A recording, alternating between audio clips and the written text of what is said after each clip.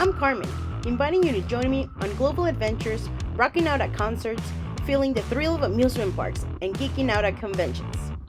This journey is all about travel, tunes, thrills, and the joy of exploration. Hi everybody, welcome back to my channel. If this is your first time, welcome. And if you're coming back, thank you so much for coming back. This week we're gonna go to Jackson Hole. I always say it wrong. I want to say Jackson's Hole, but it's Jackson Hole, Wyoming. Was my first time seeing snow, so it's gonna be a great adventure. Just want to give you guys a heads up. This is gonna be a 4-part vlog, so I'm gonna be posting them weekly. I hope you guys like it. And hey guys, it is 3:31 in the morning and we're on our way to our next adventure. It's gonna be a little chilly. Okay, ready to stop one. Gonna call my Uber and head to the airport.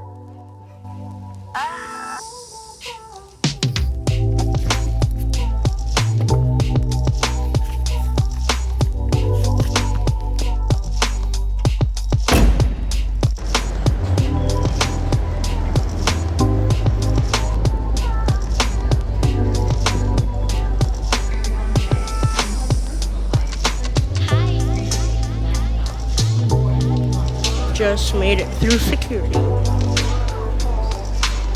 So there's this thing I do whenever I get on a plane where I like tap or touch or knock on the side of the airplane. I don't know why, I've always done it. And you guys can see it here. One law enforcement officer.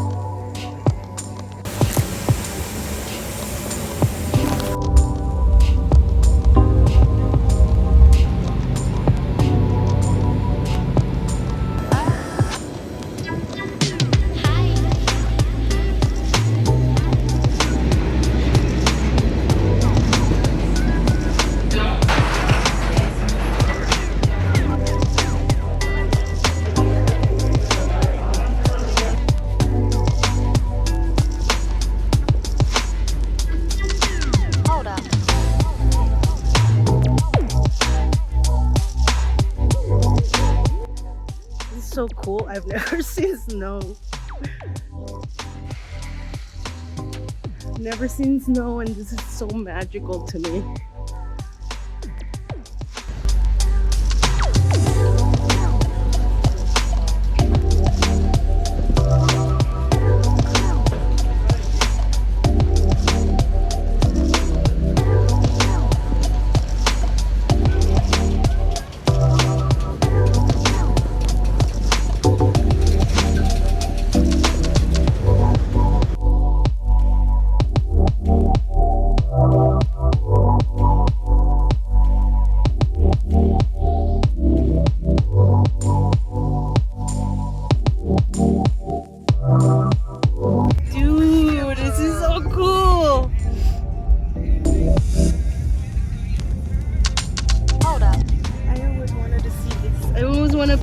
Be in a place like this. No se ve nada. It looks like a freaking, like you're gonna go through a, ¿cómo se llama? Give me science fiction. A vortex. Like a vortex, right? Yeah. Like there's no ending, but it's like a circle there somewhere.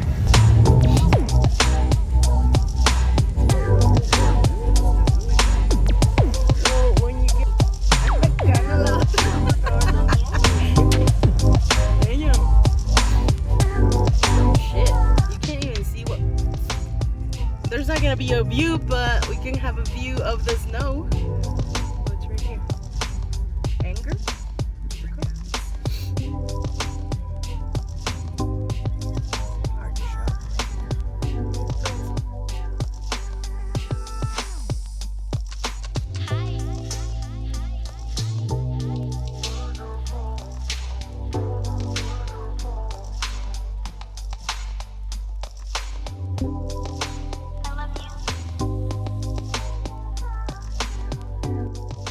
One of the things that got me was how fast the weather changed. For example, right here, You guys can see that it's snowing, storming, raining. By the time we get out, it's clear. And that happened a lot throughout this trip. And you guys will notice that too.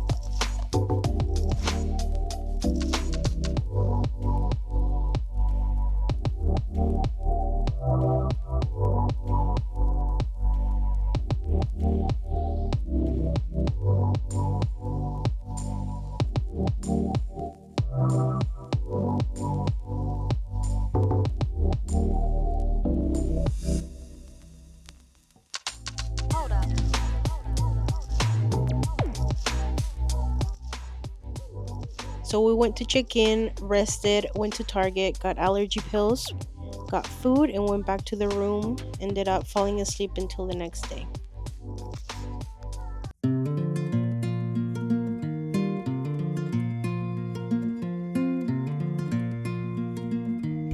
Fucking bears.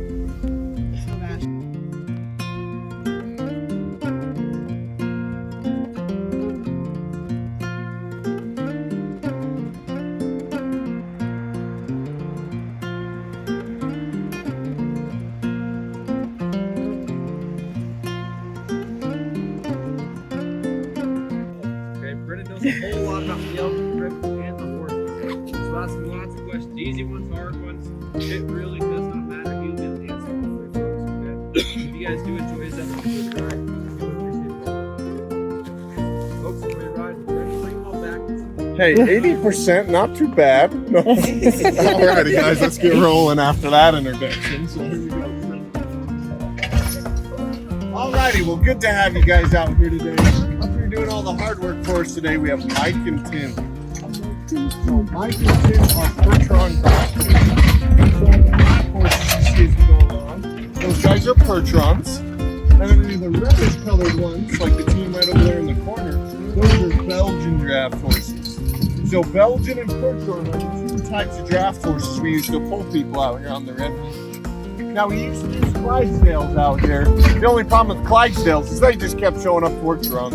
Oh man, I like you guys. You laugh at my joke, and that's my best joke.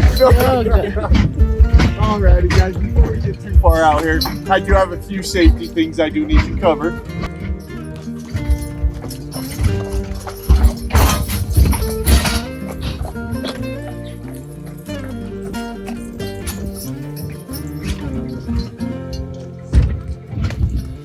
This one is 24,792 acres. So very good spot. So the boundaries of the refuge help you have a better understanding of how big 24,000 acres is. The first boundary is the fence along the highway. It takes you in the bus to get here. Now I do want to point out that fence does not stretch the entire refuge. Let's talk real quick about the history of the elk herds and also the Jackson Hole area.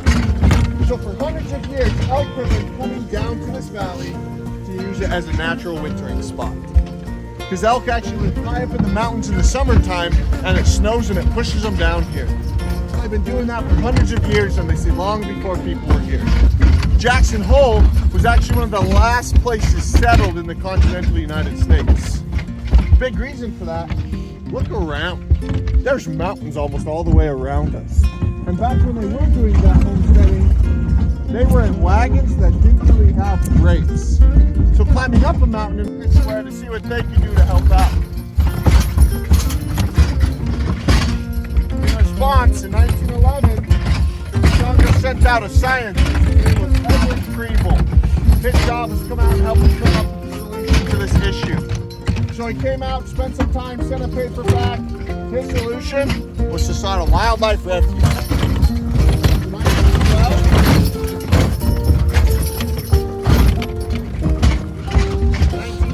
Congress passed the acts making a refuge possible here in this area. But after they passed those acts, it did take a while to get up and running. They actually didn't make their first land purchase for the refuge until 1914. At this point. But most of what you're seeing are the females. Oh, Yep, the females don't grow antlers. okay. So there's Way more females than males. Just like in the real world. No, they just shed. Your bigger guys have shed. Yeah. According to the last classification count, it was 24 mature bulls to every 100 cows. So about 1 to 4. Yeah, so that's a spike. That's his first set of antlers. Yep, so he hasn't lost his yet. There are wolves on the refuge. We don't see them down on this section where we're at all that often, just because they don't like the sleighs. And this isn't the only elk down on this section. There's elk across the whole refuge, so why come down to this section? Yes, wolves are the #1 predator overall.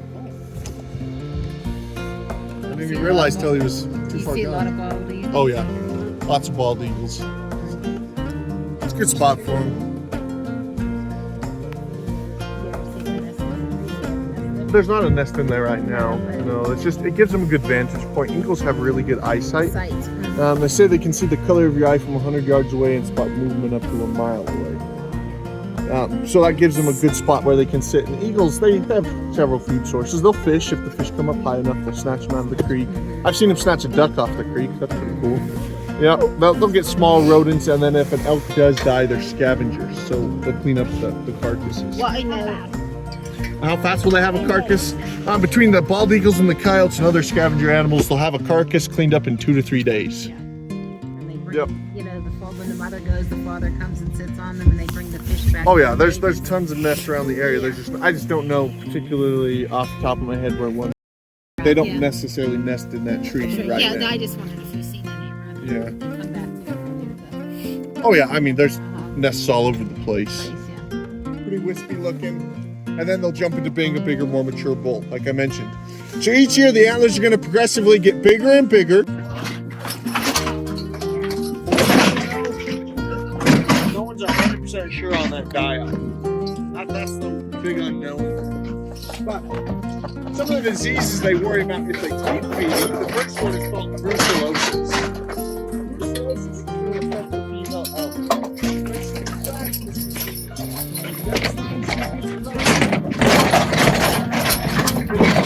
Abort the fetus she is carrying. In order for her to survive, you need a calf survival rate. That doesn't do anything to that calf survival rate. And the next 2 to 3 calves that cow has are going to be weaker than normal, so it's probably not good. All another elk has to do to contract brucellosis is get within 3 feet of that fetus and sniff the air. And they can contract brucellosis. So imagine that on a feed line and that big group. Luckily, brucellosis for one is a very hardy disease. 4 to 6 hours direct sunlight will cause extreme cold. We're in Wyoming in the wintertime. If the sun's not shining out here, it's freezing. And then 2, let me get across the sticky parts again, sorry.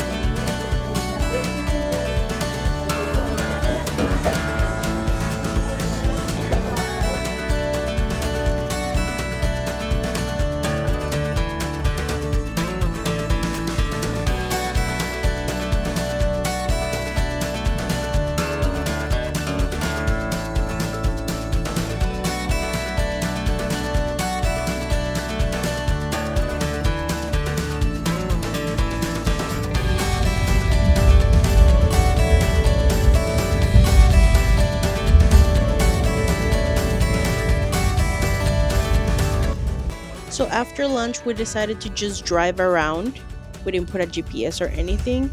We stopped at places where we thought we could just have a great view to see. We ended up playing in the snow. I did my first snow angel. And as we were driving, we noticed that we ended up in Idaho, Victor, Idaho, where we saw a little shop called Emporium. They had a lot of souvenirs and ice cream, and I had my first moose tracks. Later in the trip, I believe the next day, we ended up going again because I really liked it. What are you talking about? Idaho falls that way. Oh, I don't know. This looks so cool.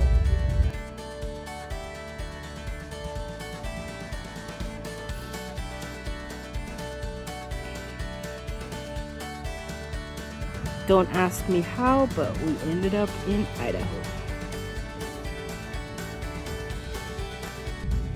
By what? There's stuff anywhere here. Oh, actually, yeah. Go to that fountain soda, whatever thingy.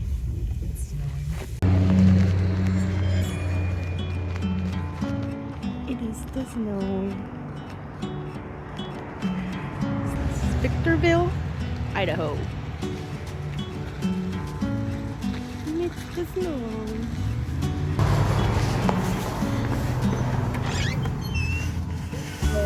Hello.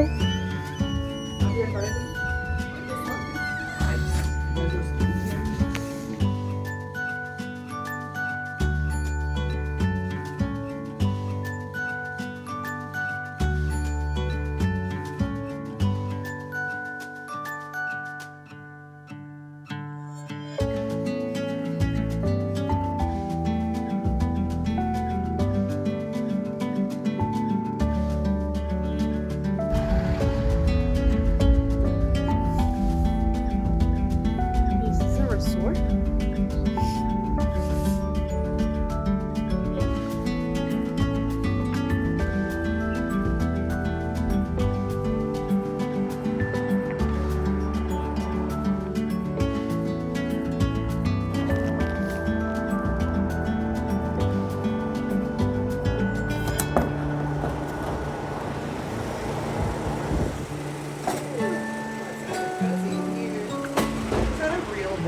Yep. Little Pisces.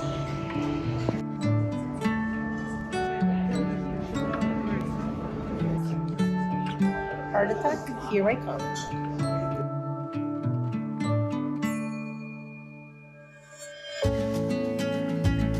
When you walk into Target, there's a huge wall full of allergy medication. And as you can see in this picture, because I had horrible allergies because there is a thing called snow mold. This is how I found out I was allergic to snow apparently. The only thing that ended up working for me was Benadryl.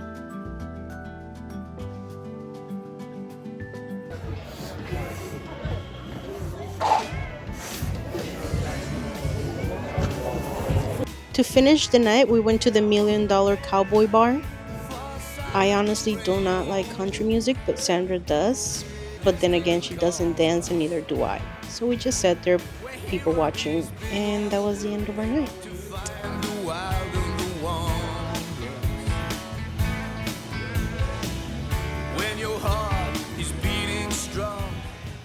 Thank you guys for watching. Please don't forget to like, subscribe, and share.